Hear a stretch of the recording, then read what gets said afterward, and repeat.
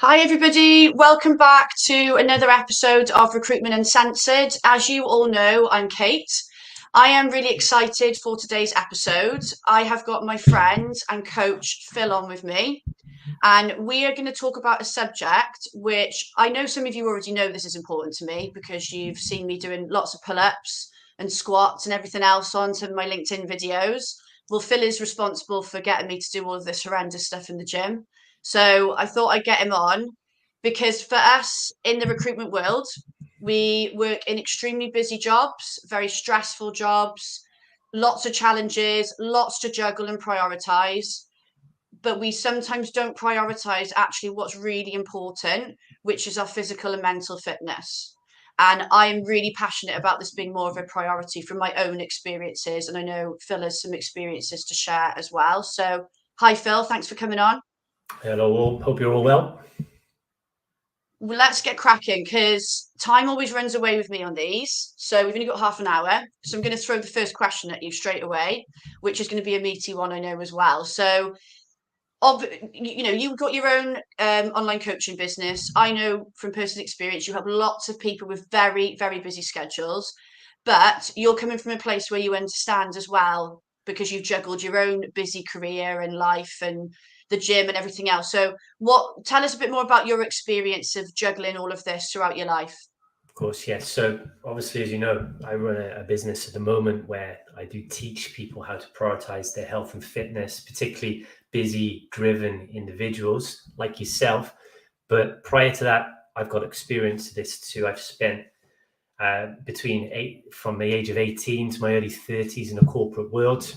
I worked in banking and finance and then the energy industry. I was a mortgage advisor, a project manager before moving into a senior change management role. And I understand exactly the challenges which you lot face, the pressure, the responsibility, the lack of time, the responsibility, which is overwhelming at times, the high levels of stress, then your responsibilities outside of work as well. I know exactly how it feels. I've been through the struggle and I've also fallen into the trap of burning the candle at both ends. I've tried pushing to build my career, to get the dream role, the salary at the expense of my health. Mid 20s, I thought what I needed to do was sacrifice all my time and energy into my career. I started to sacrifice my training, my well-being, my self-care, and that led to a period of burnout where the ironic thing is the harder I was working, the more my performance was decreasing because I simply couldn't give what I didn't have. My energy completely flatlined. I felt burnt out, borderline depressed, and I knew that something had to change. So what happened then? I hired a coach who just really outlined the importance for me that I needed to first, in order to achieve a level of high performance, that started with looking after me first. That involved taking time away from pushing in work and actually making sure that I'm dedicating time to myself each and every day where I can move my body, where I can give myself the right nutrition, where I can give myself the escape to be able to manage my stress. And once I started to do that, that's when everything came together for me. The promotions came, the money came, the fulfillment came. And yeah, that's my experience of how I kind of turned things around, which then led me then into a position where, because I now had more drive, energy, focus, and motivation from looking after myself, I could then pursue the things I was really passionate about, which led me into this business. Yeah. And I think actually, like what you went through, early 20s, mid 20s, obviously we were on a similar trajectory around that time because I think I thought I was prioritizing myself. I was going to the gym, I was doing loads of exercise, but like you, burning the candle at both ends, pushing with work, making myself ill. And actually, and I know you were a bit the same as well, going out at the weekends, not getting Oh, enough yes. sleep, really pushing it, thinking that's downtime when it's not downtime, is it? And it something's got to give at some point, isn't it? Basically. 100%. You've got to be so careful of your energy. It's finite. If you see yourself as a battery, everything that Mm. you're doing is draining that battery. We need to make sure that there's activities then across the week which are going to recharge those batteries so that we can perform at our best. And that doesn't mean thrashing yourself in the gym. Sometimes that's actually detrimental. But what we can do is exercise intensities that are actually going to help uplift our energy.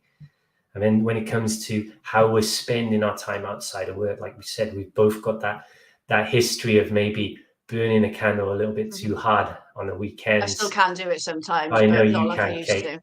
I know you can. But yeah, it's just picking your battles and then making sure that maybe we can dedicate some time to really kind of relaxing, recharging the battery so that then come Monday, we're feeling ready to push on again.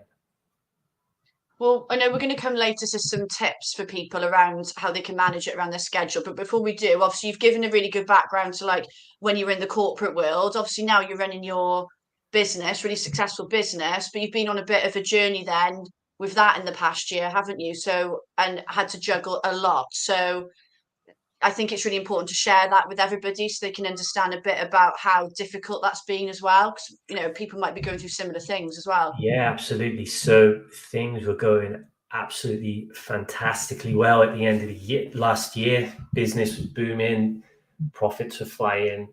I had all my plans mapped out for this year, and then at the start of the year, unfortunately, I was actually diagnosed with cancer, which came very out of the blue.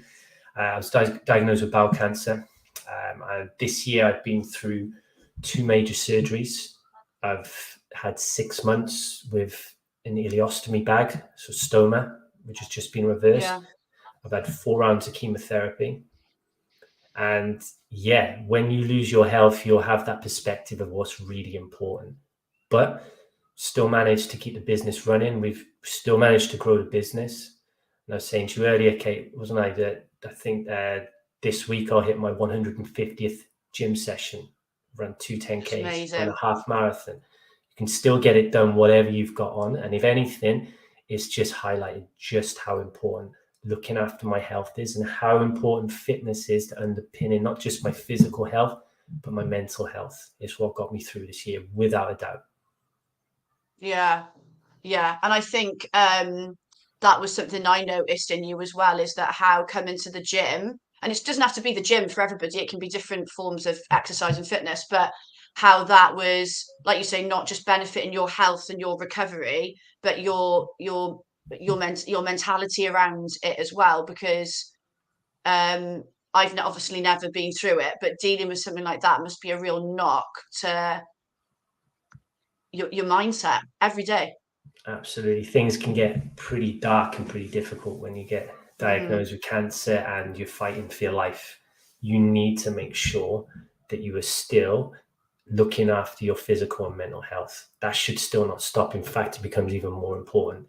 Had I down tools, had I stopped moving my body, had I stopped eating good quality food, yeah. I know for a fact I would not be in a position I'm in now where I'm, touch wood, fully recovered and looking forward to now a life of full health. Yeah, and you had your last major surgery. Was it last week or the week before? It was 2 weeks two ago? weeks ago. Yeah. Yeah, and you're back in the gym. Well, I Yeah. would Yeah. never know you've had a massive operation two Yes. weeks Major ago. surgery. Major surgery 2 weeks ago. That was to reverse my stoma, which was a good news operation. So again, it's another step back to It's still normality. massive, Yeah, yeah. yeah, it was a good few days in hospital, and it's a long recovery period. But again, yeah, still back in the gym, just doing what I can at sensible levels, just sitting on a bike, moving my body, getting the blood flowing. Because again, that's what's going to make me feel better. That's what's going to raise my energy, and that's what's going to improve my health ultimately. And it Yeah, allows me then doing this work to have the energy then to continue to work in my business. You've got to yeah, understand the link between the two. It's not selfish time, it's important time, this training, where we can actually give ourselves the energy to be able to then perform at our best. yeah. No, definitely. Yeah, and all that moaning I did about the half marathon all over LinkedIn, guys, I really shouldn't have been moaning because Phil did the half marathon and he'd been ill. So Yeah, I shouldn't have been moaning at all. Let's have a look at the comments actually, see who's watching. Hi, Andrew. We've actually got somebody watching from Ukraine as well. I can't pronounce your name though. I'm really, really sorry. I'm awful at that. How many push-ups can you do? Phil, how many push-ups can you do? Somebody's commented asking. Non-stop.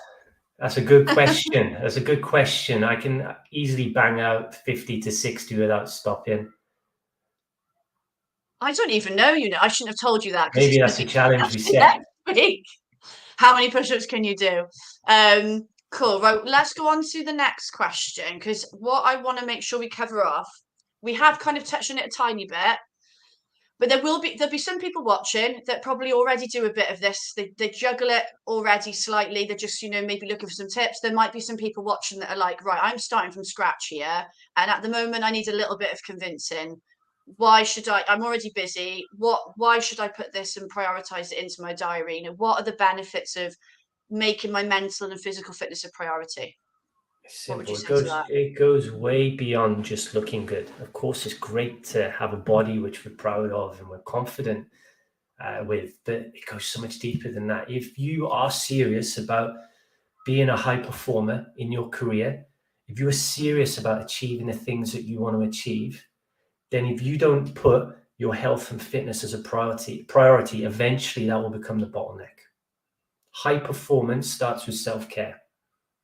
So putting in the work, building a strong, resilient body, having energy, having fitness, having the mentality to be able to deal with whatever stress gets thrown at you, having the additional energy, drive, focus. Think how that's going to improve your life when you sit at your desk and go to smash out a work block. Your productivity will uplift. You'll have more confidence when you carry yourself in meetings. The list is endless. You Yeah. have to see the link. Is putting yourself first, focusing on your health and fitness is the enabler for you to achieve the levels that you want to.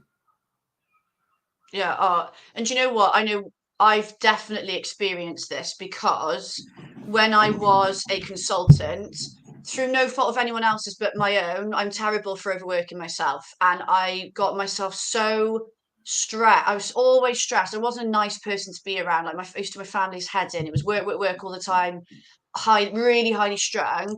And I got to the point where my body was so fed up and had enough. I had a panic attack. I've not had one since. But then I've seen now with my business, I've had an amazing year this year with my business. I've made 49% gross profit. I've gone down to a 4-day week. I'm working less hours.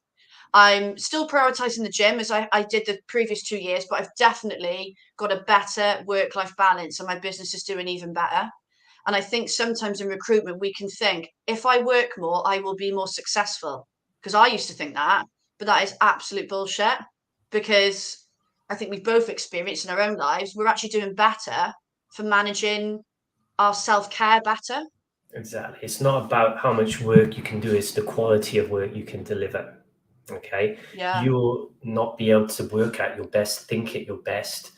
And if your mind isn't at its best, it's as simple as that. We've got so much evidence here because we've got CEOs, directors, business owners working here. We can see the link between when they look after themselves and their profits and performance in work. It's positive correlation. Simple as that. Yeah. Somebody just put a comment in the group, so let me have a quick look. And actually, this is something we maybe haven't touched on with this one, which we can bring up because this has made a big difference for me because you've helped me a lot with my nutrition. Because when we started working together, I wasn't restrict.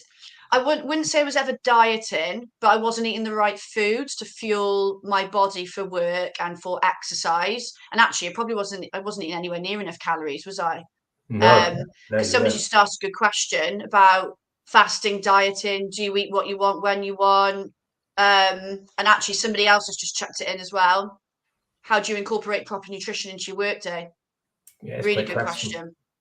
Great questions, and it's easily doable, really. All at its most basic level, what we want to be doing is just making sure that when we're eating our meals, we're prioritizing protein, which is so important, and eating a really balanced plate. So, a good source of protein, carbs, and fats every meal. Okay, Hmm. keep it really simple.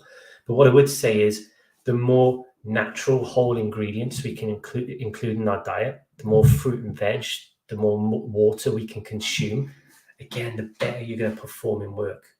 We don't have to overcomplicate it. What we teach within the community here is how to, in your armory and in your mental library, having 3 to 4 different meal ideas, say for breakfast, lunch, dinner, and snacks, which you can simply plan ahead for and rotate throughout the week. Okay, in terms of what I eat and do I kind of track what I eat, at the moment, I don't track it because I've got years and years of experience of knowing how to do it. But I just eat a really simple breakfast, lunch, and dinner, which are quite similar throughout the week. I have boiled eggs on sourdough in the morning with a bit of avocado. Lunch might be chicken salad, maybe have some rice with that, and then I'll kind of rotate my dinners in the evening. Last night was salmon, rice, green beans, and a nice satay sauce. I keep it really simple, nice and natural, and I know that that's what helps me perform at my best. Yeah, and you set a challenge for us, didn't you, last Christmas? I will win the next challenge, by the way, where we had to complete certain things every day to get points, and then there was prizes. So obviously I wanted to win, and one of them was drinking enough water, right? And I thought I drank okay, amounts of water before. I realise now I didn't, and now since that challenge, I drink a minimum of 2.5 litres a day, when I wasn't even drinking 1,000, like 1 litre before, I think. The difference I've noticed in my focus at work is amazing. Like I can get more out of the hours I'm working, and actually not so much a benefit to work, but my skin's better as well. So if anyone's watching that doesn't track their water, I think it's really interesting to do that, because if you're not drinking enough, even a slight change around that can make a massive difference to how you feel at work all through the day. You will go to the toilet more. That is the only downside. I've noticed that. I have to get up now in the night to go to the toilet, whereas I didn't before, but obviously you're going to focus more. Top tip, limit your drinking after 8 p.m. Okay, this is what I don't do. That's what I need to do. Okay. Well, actually, that nicely leads on to the next question.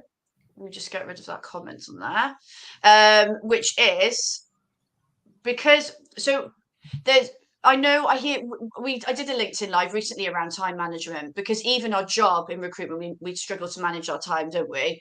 So I know everyone watching is probably now on board with, right, I know the benefits. I know I need to do this, but actually, how can they fit it into their schedule effectively? Like, what are the tips you've got around that so they can make sure they commit to it?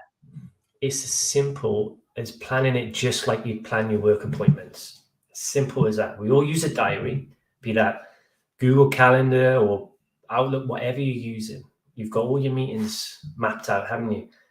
You've just got to plan in your self-care time as well. Simple as that. Look at your diary across the week, see where you're at, what you've got going on, what are the best days and times where you can definitely train without being knocked off course. For a lot of people, we discussed this earlier, Kate, didn't we? For a lot of people, Yeah. not you, but for a lot of guys we work with and ladies, the best time for them, if they're busy career people, is first thing in the morning. Okay, that's a time in the day where you can get it done, distraction free, and whatever happens throughout the day then, because shit will always happen in work, it can't knock you off track because you've already done it. Yeah, I think that's a really important point for any of you recruiters watching, because we know how unpredictable our workday is. So you could think, oh, I'll go over my lunch at 1 o'clock and put it in the diary. But we know that, like, shit could hit the fan and a candidate pulls out of a process and you've got to deal with it in the moment. That gym session will get cancelled and you won't go. So that's a really good point that Phil's made there, is that doing it I hate going in the morning. Like I'm awful in the morning, but I've got the flexibility in my day to go a different time. I know Phil does as well. The mornings, you're not going to have any interruptions with work. So that's a really good way to fit it in, isn't it? Sets you up for the day as well. Look, it's not going to work for everyone, but for a lot of people, it's the perfect time to train. It sets the intentions for the day, gets you into good habits. You'll feel focused and energized off the back of it. If it doesn't work for you first thing in the morning, like I said, look at your diary and work out when is the best time. Book it in just like you book your meetings and make it a priority. That's non-negotiable time now. And as long as you actually see it as the enabler, which is what it is, it's the enabler for you to then perform at your best in work, see it that way and make it happen. And the things will really, really change for you. Yeah, that's something I've adopted actually. Is I'm looking to the right because I've got my calendar literally there on another screen. But and anything that's self-care in my diary is pink, and I plan a week in advance. So I plan my work diary a week in advance, but also my gym sessions. Now it doesn't have to be the gym, obviously, but for me that's what I like doing. But I found that's helped me because it's in the diary like I would have a client training meeting or whatever. And I, like you said, I've looked at the time of day where I think you train a similar time to me, don't you? Like early afternoon. That's when I need a bit of an energy boost and a bit of a like de-stress, refocus. And then I come back and I'm more productive in the afternoon. But when I was a consultant and I didn't have that always have that flexibility because maybe I was traveling, for me, sometimes it was going in the evening, the gym was quiet. I could just get on with what I needed to do and then go home and eat. So what about nutrition then? Because obviously people, fitting in the gym sessions, you can put that in your diary. The people that you work with that are really busy and they're starting from scratch with their nutrition, how have you found that you've helped that's kind of come into fitting that into their schedule? Okay, so the first thing we look at is breakfast. So we make sure that they've got something that they can make in the evening where they can open their fridge, grab it on the go, and it will hit the spot. So for a lot of people, we have them eating things like overnight oats, for example. Oats, Yeah, I do that. Greek yogurt, some mixed berries, chuck it in the fridge. You can take it out in the morning. It takes you 5 minutes. You can even take it to the office. As soon as you finish your session, you have that. Lunch options we look at then as well. Now, there's nothing wrong with you having a meal deal, but it's just understanding then how we can fit this into your target, how we can make it a more sensible option that's aligned to your goals. Or we'll just give you some really quick options again, which night ahead you can make up. It could be some chicken pittas with salad, something as simple as that. Just something again you can take with you, take the thought process out. It's done. And then simple for your dinner as well. It's just having some 15-minute meals, which you can kind of just rotate the carbs and protein sources throughout the week. You got no excuses not to do it then. Okay, so we just kind of Not teach people. overcomplicating it, isn't it? Exactly. Don't overcomplicate it. Plan ahead. Do a food shop. That is key. So you've got the right ingredients in the house and you're not going to be tempted then to convenience shop or shop when you are hungry and overeat based off emotion. Okay. So Yeah, don't buy things that you'll be tempted to eat if you're comfort eating. Take it from me. It's the Biscoff spread for me. Exactly. But yeah, we just keep it simple. We just teach people really quick, easy meals that they can have on the go, which they can plan ahead. And then we also teach them how they can still enjoy the foods that they love, because over restriction leads to overeating. So we just show them how they can fit that throughout the day as well. We've got a really good question from Rosie, which I'll bring up on the screen. How long would you say it will take before you start to see benefits from being more active, drinking more water? Mentally, you'll see the benefits within days. I get this every time. Week one, when a client joins the program, their first check-in, which normally with their first week, it's just focusing on simple things like increasing their step count, eating a little bit better and drinking more water. Straight away, they always say, I feel so much better. I've slept better. I've got more energy. So you see it within days. The physical changes normally within a couple of weeks. Yeah. Yeah, I think I'm trying to look back to when I started now. Was it 2021? April 2021, I think it was. Yeah. I think, yeah, I was the same. I noticed the changes you mentioned, like the energy and everything in that first week. And actually, I was just living life because I was eating more food because I was managing that as well. Physical changes, I think, was about that for me as well. I'm trying to think. It was a couple of weeks. A couple of weeks, you'll start seeing the physical change. Your body starts dropping the water which it was holding, the inflammation starts reducing. And then as long as you're following the correct training structure and being consistent with it, that's when you'll start building the muscle, looking a little bit more toned. The fat will start dropping off, and week by week, then you'll see the visible changes. But mentally, it's almost like flipping a switch. You'll feel great straight away just from putting the right fuel in your body and treating it how it should be treated. And actually, that's a really good point, because if you feel that instantly or very, within days, that means it's going to all have an instant effect on your work. So think how quickly you can get better results. Like Phil was saying about like the improvement, well, but the both of us have experienced in managing things better. That's going to have an instant effect on your job. So it's not even like there's a delay in that, You which I know think how is good the it biggest makes thing me about feel it. straight away. Like off the back of this call, I'm going to go out for a walk, and within 15 minutes of doing that, my energy is going to be from down here because I'm a bit tired at the moment. It'll be back up here. So straight away, Yeah. you can get the benefits from it. Okay. Well, before I know we've shared a lot of tips. I know you've got a top tip, which we're going to cover off in a second. But before we do, just want to round up what the next episode of Recruitment Uncensored is going to be. So, as usual, it's going to be on a Wednesday, kicking off at 12:30. So the next episode is the 29th of November. I've got Kirsty Ames on with me. You might have watched the episode where I had her dad on with me, Mike Ames. They're from Flair Consultancy, where I think going to be talking about how to start conversations with clients. Kirsty's got some great creative, outside of the box outreach methods we're going to talk about. I think that's what we're going to talk about anyway. I'm just waiting for it to confirm. So I'll let you know next week when I launch it. But that is what we were thinking we're going to talk about. So very topical at the moment, because I know BD, as usual, is a big focus point and something that a lot of people are struggling with. So keep an eye out for the event going live next Wednesday, and join us on the 29th, normal time of 12:30, for that BD related conversation. Okay, so let's go back to the top tip.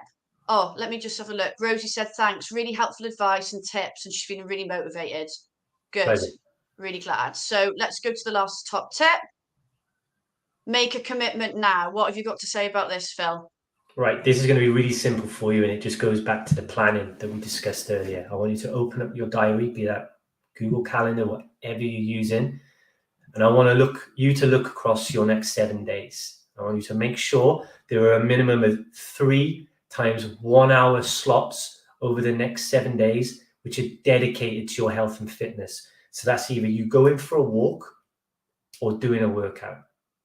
Okay, I want you to put it in your diary at that time which you know it can happen, and make it non-negotiable. Mark it red in color, whatever you have to do, and make it happen. Because once it's there, once it's planned, you can actually do it instead of letting it go to the bottom of the pile and it gets forgotten about.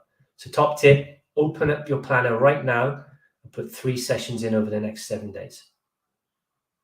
And they can be anything, can't they? It doesn't have to be the gym. Just whatever you fancy doing. Go for a walk. Yeah. And actually, what I'm going to do quickly now is I'm going to put Phil. Phil's not on LinkedIn yet. He will be. So when he is, I'll share it with you. I'm going to put in the chat his Facebook and Instagram handles. Say if you're on Hopefully Instagram, they've come up on LinkedIn. If they haven't come up on LinkedIn, they might have gone only on YouTube. When we come off this call, I'll put them in on the LinkedIn event.